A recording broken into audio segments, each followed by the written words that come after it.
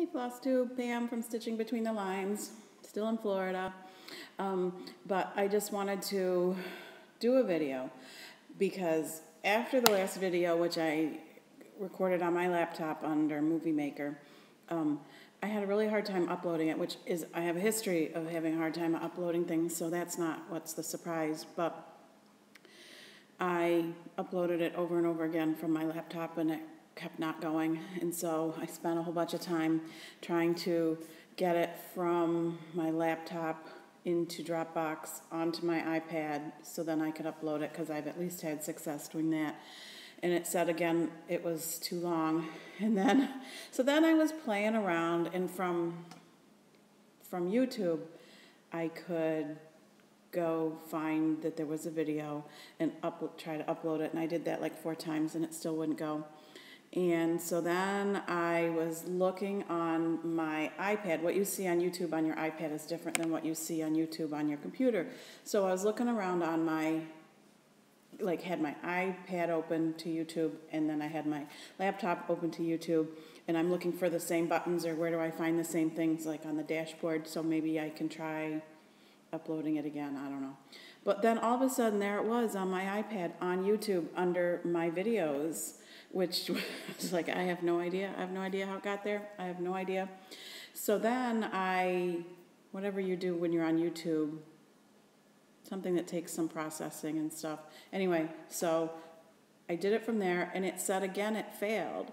So then it showed that little box. It shows, it looks like if you're making a movie and you snap that little shutter thing to tell people action. There's a little thing that looks like that tells you that the video failed. And I touched that to see if it would tell me anything, and there was my video all uploaded.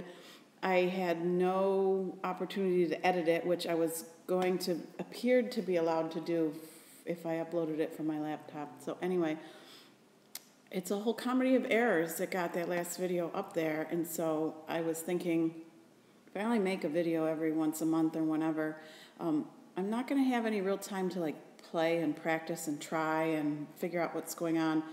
I don't know. I don't want it to always be a comedy of errors. It was longer than 15 minutes though, so I managed that somehow, some way. Today I'm recording on my iPad. I'm going to keep it under 15 minutes maybe, and so maybe I'll have success the easy way, which I'd like to make it longer and make it upload like it's supposed to, and maybe somebody will tell me some things. Somebody tell me, what the heck? I was watching one from a woman, a YouTube video from a woman who on her second video said, I think I had it too easy my first time. Now I have Windows 10 and I can't make it work. Well, that's what I have on my laptop. So if there's any hints or clues, I'm also just using a regular iPad, not, I think it's an iPad 4. I'm not really sure. But people I know use theirs and make videos longer than 15 minutes. I've already gone through the steps that you're supposed to go through on YouTube to be permitted longer than 15 minutes. And so, I don't know. It's a secret. It's a mystery. I like to figure these things out. I like to figure out how to do these things. And I really feel like I should. I'm reading the instructions. It's just not working the way I think it should. So anyway, I just wanted to show my progress on night before Christmas, because I think it's kind of impressive for just a few weeks. The pace is going to slow way down. I go home on Friday, the same day that my youngest daughter, comes home for spring break from college. So it will probably be a very busy week. I know some of my regular at-home activities start right back up. My quilt guild, my charity work that I do on Mondays. It's an all-day thing.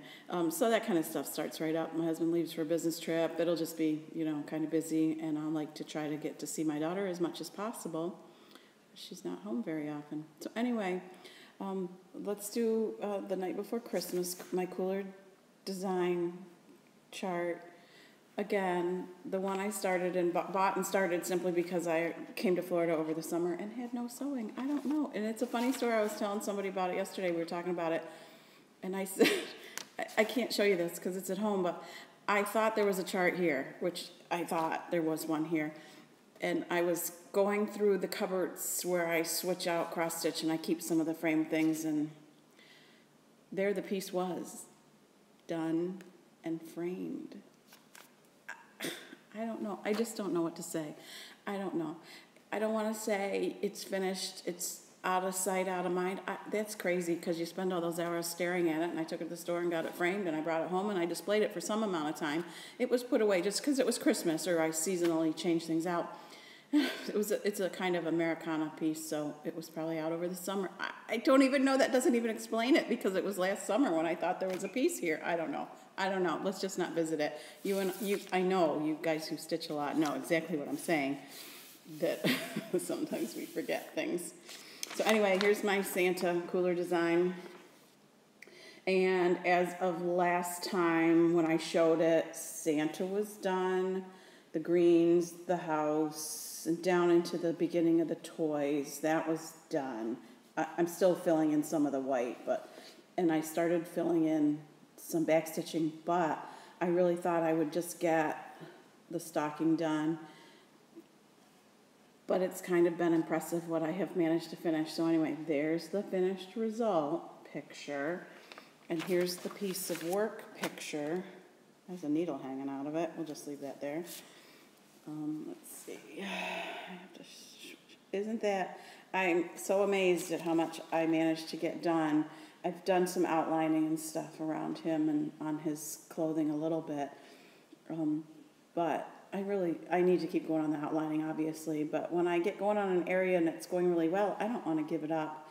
So I finished the stocking full of toys, the stocking, a toy hanging out of the stocking, and then down all the way across is this sort of silhouette Santa and his reindeer, and the cat in the fireplace. As I was going across here with the blue, I thought maybe I should make sure my blue was ending where it would line up correctly. So I went and did some of the things that I needed to do to anchor and find my place, and then follow up and make sure. This is stuff I have just done the last couple days, so that wasn't even there, but I just needed to run a stitch up and make sure I was really coming out where I was supposed to, which I was. You know, this is the place to start adjusting, I think, if your corner is short or wide. So things were falling into place. Hopefully I'll keep on that track. So there's just words that go in here, so that'll be a quick little fill. I've started the T that goes with "'Twas the Night Before Christmas" that starts up there. This is a Santa climbing into the chimney with a bag of toys. Then there's a bit of a Christmas tree, real close up Christmas tree with some candles and some decorations. And then there's the children in bed with some visions of sugar plums and some sweets dancing in their heads. And that pretty much is the bulk of it. I imagine in my last few days I'll probably get this part up here done. And that might be about it. Maybe I'll get some outlining done. I don't know. We'll see. Because some of the things will look really cute when the outlining gets done. Then when I get home, I'm not really sure what my same level of drive will be to pull this back out and keep going.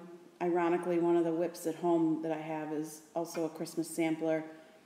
I think the only whip I have at home. So I'm not really sure where I'm going to go with that, because that's a lot of Christmas all at once and very similar style of a focal point and then various motifs off of it. So I don't know if I'll be able to keep that up right away.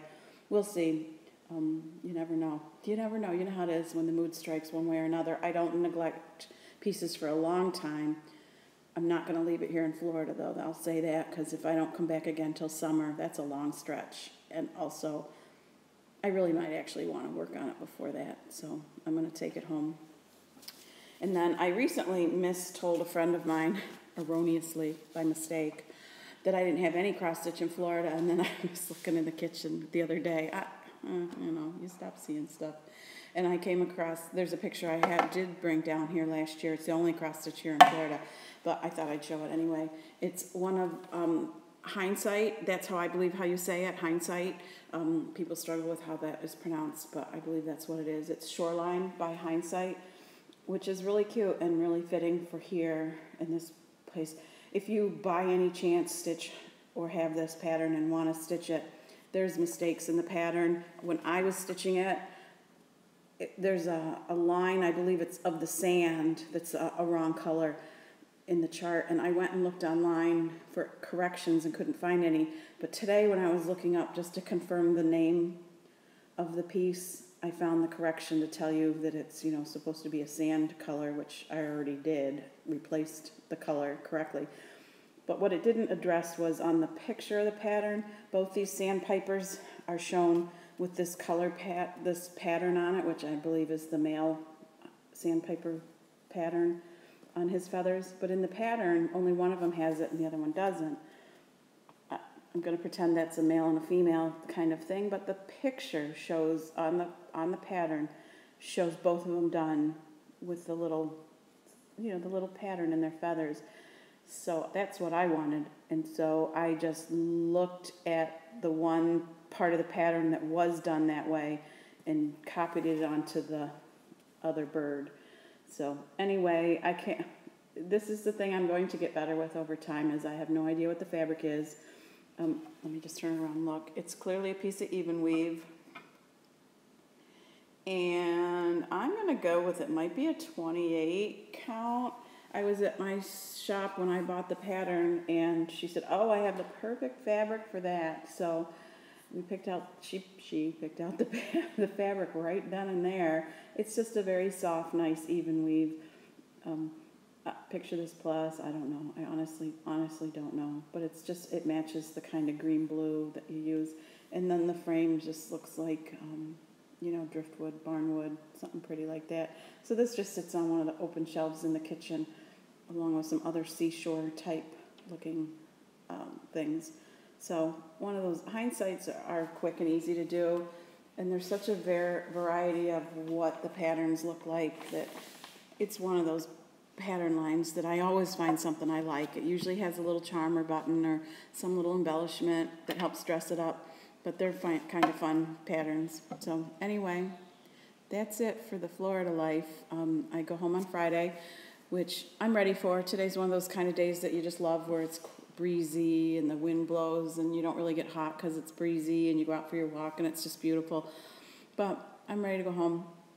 So you start winding down what food you have in the kitchen, and like thinking about stretching it and making it and what can you leave and that kind of stuff. So, you know, it's a hard life, I know, sorry.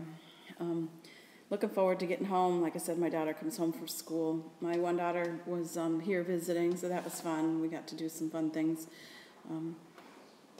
We've been coming to the same area in Florida for, I think, 9 years. So we've kind of seen and done a lot of the touristy things. There's things we always like to revisit when we're here, and we did go spend the day at the beach one day, and that was nice. It wasn't really warm enough. We didn't even put bathing suits on, so it wasn't warm enough to go in the water, but besides your ankles as you walked along the edge. But it was kind of fun. Seagulls are truly obnoxious. We thought about taking a picnic, and then I was super glad we didn't, because the seagulls were like, would come right down at you and take the food out of your hand practically. The people that did have picnics, it was kind of comical, but you know, it's not any fun. So we stepped away from our bag and took a little walk down the beach, and the seagulls actually went in my bag and took out a baggie of pretzels and tore it open, and we're eating them when we came back. So they're really aggressive. So at any rate, they're fun to watch at the beach, but they've learned that people are the source of food. So anyway, again, it's a hard life, and I know it. So like I said, I just wanted to do a bit of a video so I could have another one to play with a little bit, so you could see some progress on my Christmas Eve, night before Christmas, because it's hard to say what's going to happen when I get home. There'll be lots of busy things for me to do, and groceries in the house to keep up and all that kind of stuff. A lot of catching up to do. So I'm keeping this under 15 minutes so I can get it uploaded, and again, it's fun. It's fun. I love to see the comments. I would love any and all tips you guys have for what you use to create your videos, uploading, anything like that. And I'm hoping it'll get easier, get better as I try different things, or I have no idea. I have to feel like it's operator error and not YouTube, so whatever. Anyway, Pam, Stitching Between the Lines. Also stitchingbetweenthelines.blogspot.com, which I almost never update. Sorry, I'll try to get better. Bye.